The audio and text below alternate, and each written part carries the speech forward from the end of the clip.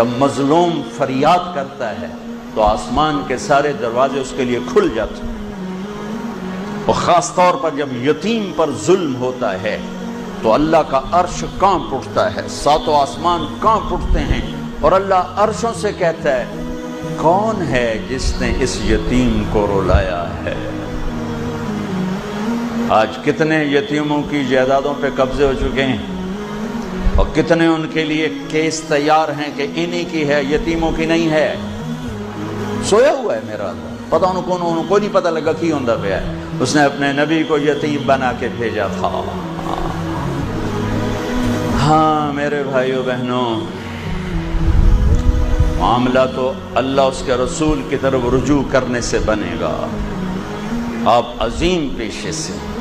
میرے اللہ نے آپ ہماری ریڑھ کی ہڈی معیشت نہیں، ہماری ریڑھ کی ہڈی